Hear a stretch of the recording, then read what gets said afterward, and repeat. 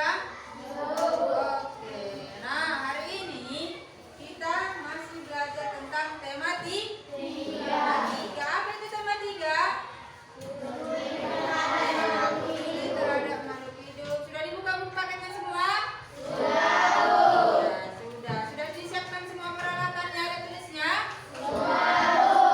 Sudah kan? Nah, kita masih belajar tentang tema 3, kemudian masih tema 1, hewan dan tumbuhan di lingkungan rumahku. Nah, siapa yang masih ingat? Semalam kita belajar apa? Oh, bagus semua. Satu dulu yang tunjuk, satu-satu. Coba, Indonesia. Semalam kita belajar apa? Bagus. Umi, semalam kita belajar apa, Umi? Iya, yang ada yang lain lagi? Selain apa? Apa? Iya, bagus. Cara pada tumbuhan ayam. Sudah sama? Iya, bagus. Nah, semalam kita belajar tentang pertumbuhan padi. Kemudian cara bagi-bagi. Kemudian apa lagi? Jagung. Apa lagi? Kentang. Apa lagi? Sayuran dan sebagainya. Nah, oke, hari ini coba perhatikan semua videonya ke depannya. Ambil sekalian buku catatannya ya. Ada yang ingin dicatat. Gabah itu adalah bulir padi yang terbungkus dalam sekam atau pul. Oke, coba yang penting. Nah, ada kalau yang penting kalian rasa di video bisa dicatat. Nanti ada pertanyaan dari sini dibuat. Biar bisa menjawab pertanyaannya ya. Nah, coba lihat.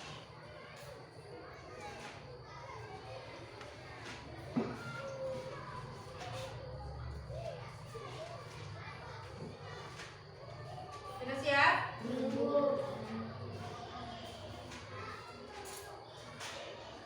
Bulir padi. Nah itu tadi yang dimaksud dengan gabah. Kamu sudah belajar tentang bagaimana padi tumbuh. Istilah diagram berikut berdasarkan bacaan tadi. Nah ini adalah diagram yang harus kalian ikuti tentang pertumbuhan padi. Di sini Kak Citra sudah mempunyai contohnya ya, ada gambarnya juga. Pertama-tama benih padi itu direndam 1 malam di dalam air. Kemudian ditanam di lahan sementara. Nah, biji padi akan tumbuh akar dan tunas menonjol keluar. Lalu batangnya akan memanjang atau membentuk kecambah adik-adik. Nah, setelah kecambah itu sudah bertumbuh, lalu kita tanam. Tanaman padi lalu berbunga hingga dapat makan, berkembang penuh, keras dan berwarna kuning dan siap untuk dipanen. Ini tadi adalah perkembangan atau pertumbuhan padi ya, dari awal sampai panen. Nah ini prosesnya akan berulang-ulang lagi karena dari gabah inilah nanti yang akan berbuah lagi, lalu menjadi kecambah dan begitu seterusnya. Berikut adalah beberapa cara untuk mempertahankan padi tetap dapat dinikmati masyarakat Indonesia. Yang pertama adalah menjaga bibit agar dapat ditanam kembali. Yang kedua, menjaga lahan pertanian. Jangan sampai lahan digunakan untuk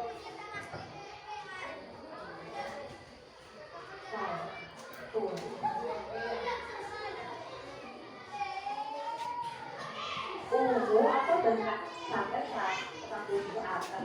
perkembangan atau menjaga bibit agar dapat ditanam kembali. Yang kedua, menjaga lahan pertanian. Jangan sampai lahan digunakan untuk kebutuhan lainnya. Misalnya dijadikan untuk bangunan ya, dijadikan bangunan. Itu nanti akan mengurangi lahan pertanian dan otomatis produksi padi sendiri, produksi beras sendiri juga akan menurun adik-adik. Lalu kita bisa menjaga kebersihan lingkungan sekitar. Sampah akan menyebabkan banjir. Nah, apabila terjadi banjir, maka tanaman padi tidak akan tumbuh adik-adik, akan rusak. Jadi petani tidak akan bisa panen. Saluran air yang mengalir di sawah itu harus dijaga agar tetap mengalir. Nah, kita juga tidak boleh menggunakan beras berlebihan. Jadi penggunaan beras yang tidak berlebihan. Jumlah penduduk yang meningkat akan meningkatkan kebutuhan yang besar terhadap padi. Nah, coba lihat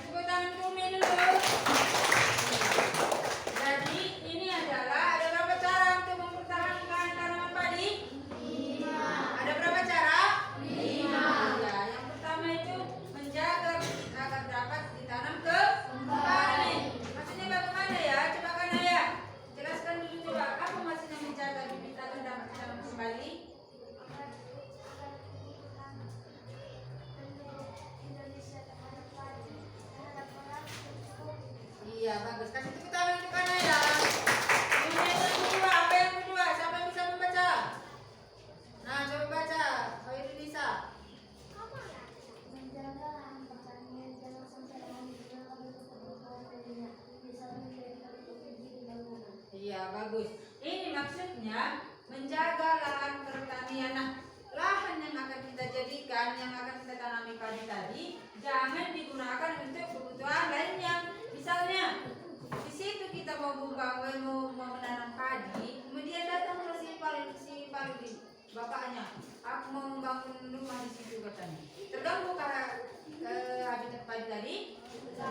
Iya, terganggu. Jadi pasokan padinya akan berkurang. Kemudian yang ketiga, siapa bisa membaca? Nah, coba dulu, Bebri, baca coba Bebri. Menjaga kebersihan lingkungan.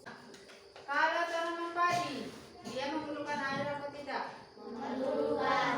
Tapi kalau kebanyakan airnya, lama-lama padinya akan membusuk. Jadi tidak boleh berlebihan, tidak boleh juga kurang. Harus cukup, dia harus pas, harus tepat. Kemudian yang keempat, coba siapa lagi mau membaca?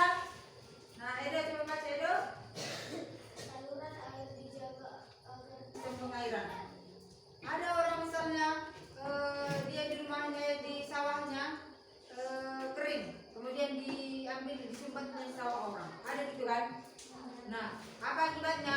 Sawah yang dialiri air yang mengalir ke sawah yang si A misalnya, ujung-ujungnya jadi kering juga, akhirnya mati. Tetap itu dijaga ya, jangan ada sumbat. Misalnya ada orang iseng, biarlah situ biar apa ini baju ini katanya. Kita nggak boleh seperti itu ya. Kemudian yang terakhir, siapa bisa membaca? Siapa mau membaca? Nah, coba dulu baca Arta. Buat caranya Arta. Nomor 5 Arta. jumlah beras yang tidak berlebihan. Jumlah penduduk yang meningkat akan. Siapa di sini bertanya dulu yang masih suka makan tapi masih sisa banyak di piringnya? Ayo jujur. Nah, angkat satu tangan di tengok kawannya dulu. Itu perbuatan baik atau tidak? Tidak. Menangis nasibnya kalau disisakan, ya kan? Padahal di negara luar sana, jangan di negara luar. Di sebagian daerah Indonesia ada yang sampai apa? Mereka itu nggak dapatkan saking tidak adanya uang dan tidak bisa makan nasi, ya kan? Kita di sini menghambur-hamburkan. Nggak enak lalunya kan? Wajah itu magicom. Nah, makanya itu bantai ya kan bantai? Enggak ya, jadi kita nggak boleh menghambur-hamburkan nasi. Itu sama dengan mubazir. Itu jangan berlebihan, oke? Jadi ini tadi ada 5 cara untuk mempertahankan tanaman padi. Nah, sekarang Ibu bagikan ada lembar kerja, kerjakan secara berkelompok. Nah, kelompok 5 mana? Kelompok 5? 4? Kelompok 2 mana?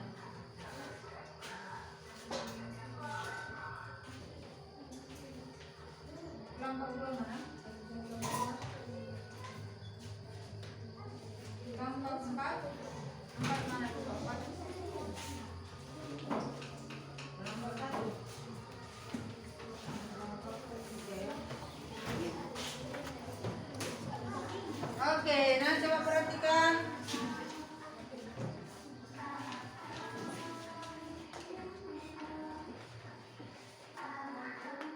Nah, lihat di sini. Di sini adalah yang LKPD yang bagian 2. Perhatikan LKPD bagian 2 ya. Nah, yang ini ada gambar ininya. Perhatikan semua, sudah nampak? Nah, ini dia. Kalian dari sini, kasih materi yang di sini ada siklus pertumbuhan padi sudah dijelaskan ya. Kemudian lihat, ada di sini untuk menyeimbangkan dan melestarikan sumber daya alam. Karena padi ini termasuk dari sumber daya alam. Oke. Coba lihat di sini. Nah, perhatikan. Kemudian lihat di sini kesimpulan hasil di sini. Nah, kalian di sini berdasarkan dari gambar yang tadi. Nah, di sini kalian buat tuliskan bagaimana cara siklus atau bagan pertumbuhan padi. Pertama-tama apa, kedua apa, ketiga apa. Oke? Paham? Oke, nah coba kerjakan ini dari ini. Oke, nah nanti hasilnya dipresentasikan di depan kelas ya.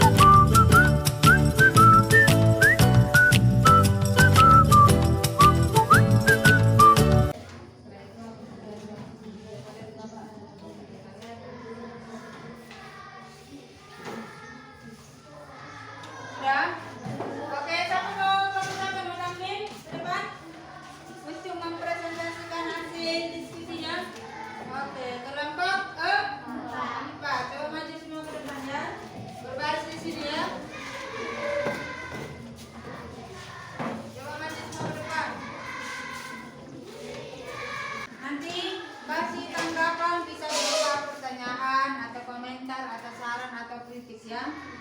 Nah, coba baca.